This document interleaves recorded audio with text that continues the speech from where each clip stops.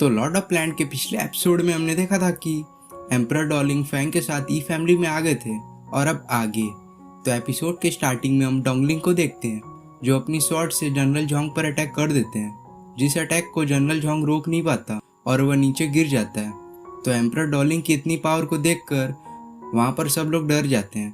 तो फैंग इसका फायदा उठाकर वो फैमिली के हेड के पास जाता है जिस पर एम्परर डॉलिंग ने अपनी स्वॉर्ड पॉइंट किया हुआ था, जिसके पास जाकर फैंग उसके बेल्ट ट्रेजर को ले लेता है और उसे बोलता है कि मैंने सुना कि तुम मुझे यह बेल्ट ट्रेजर देना चाहते हो, जिस पर वो फैमिली का हेड फैंग को ऐसा ना करने को कहता है, पर उसके सामने उसकी मौत थी।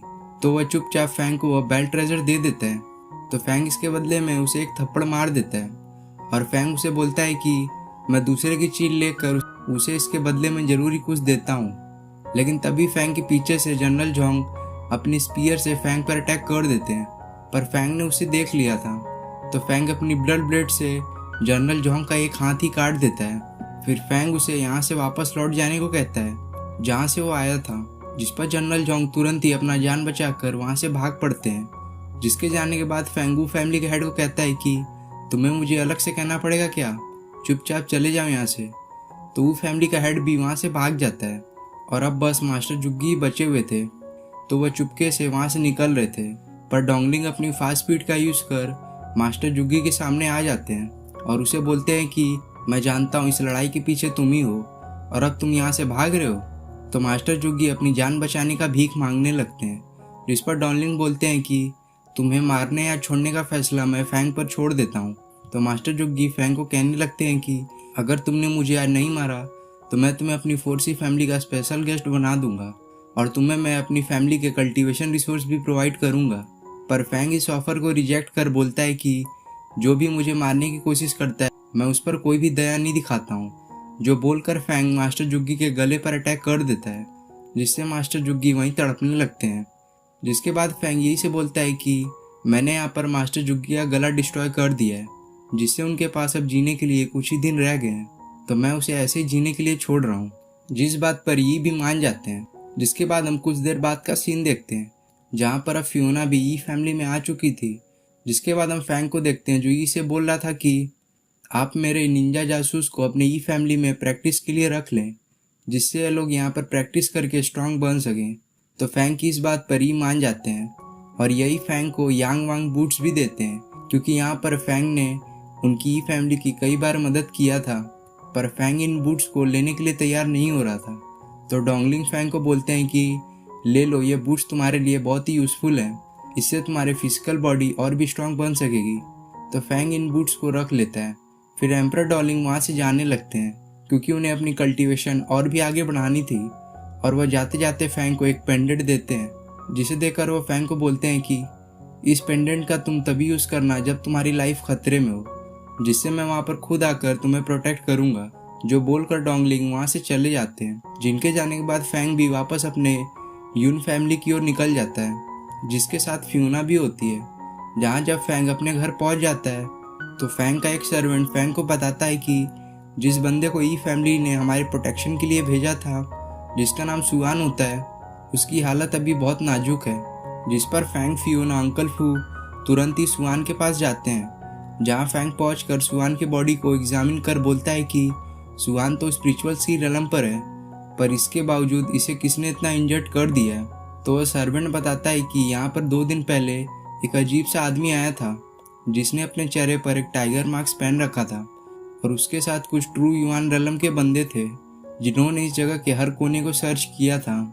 तो फैंग टाइगर मास्क मैन का बात सुनकर समझ जाता है कि यह मास्क मैन वही बंदा है जिसने उसके सामने ही जनरल सियान को जान से मार दिया था। और इससे फैंग ये भी समझ जाता है कि जरूरी वह लोग यहाँ पर उसकी मदर के दिए हुए डिवाइन बॉडी टेक्निक बुक के लिए आए होंगे। तो फैंग अपने सर्वेंट से पूछता है कि क्या वह लोग यहाँ से कुछ सामान अपने साथ लेकर गए हैं, जिस पर वो सर्वेंट नहीं में जवाब देता है। जिसके बाद फैंग सुआन के पास जाता है क्योंकि अब उसकी हालत और भी खराब हो रही थी। तो फैंग ब्लैक सोल से उस वुडन एल्फ के बारे में पूछता है कि क्या वो वुडन एल्फ ने जैसे मुझे हील कर दिया था वैसे क्या वो सुआन को भी हील कर सकता है। जिस पर ब्लैक सोल इस वुडन एल्फ को कुछ जेड सोल पिल देने को कहता है, क्योंकि लास्ट टाइम जब इसने फैंग को हील किया था तो उसमें इसकी काफ़ी एनर्जी खर्च हो गई थी। तो फैंग अपने सर्वेंट को कहकर 10 जेड सोल पिल को मंगवाता है। जिस पिल को जब फैंग एब्जॉर्ब करता है तो वह वुडन एल्फ फैंग की बॉडी से बाहर निकल कर सुआन की इंजरी को हील कर फैंग के बॉडी में वापस चला जाता है, जिससे सुआन वापस ठीक हो जाता है।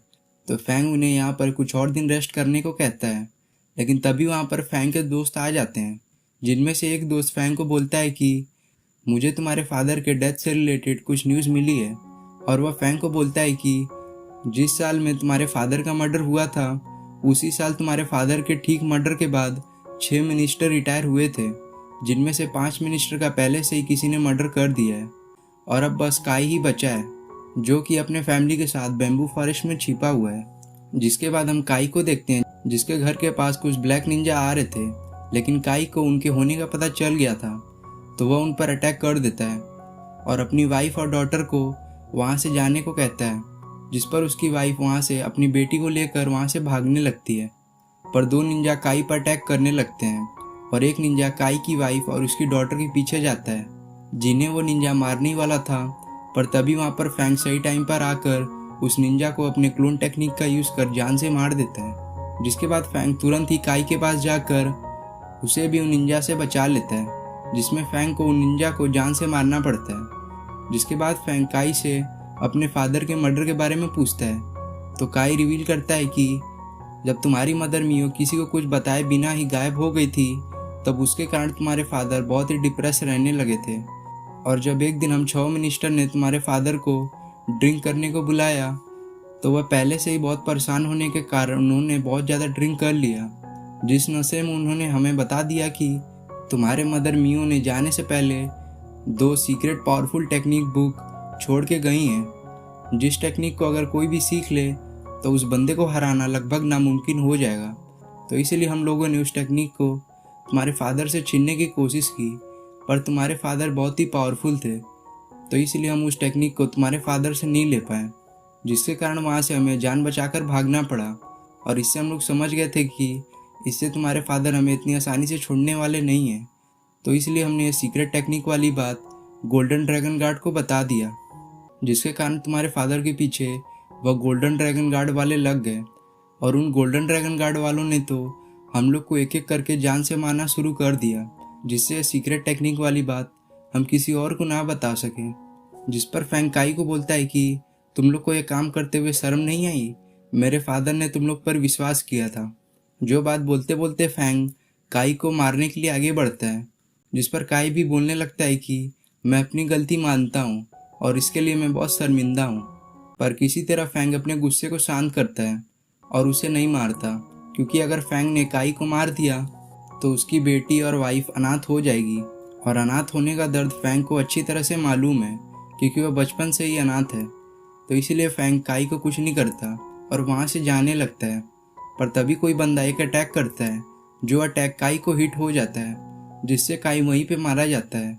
जिसके बाद वो बंदा सामने आता है जिसने अटैक किया था, जो कि टाइगर मास्क मैन होता है, जो फैंग को बोलने लगता है कि बच्चे आखिर तुम मुझे फिर मिल गए, और मैं इस बार देखता हूँ कि तुम्हें इस बार कौन बचाने आता है।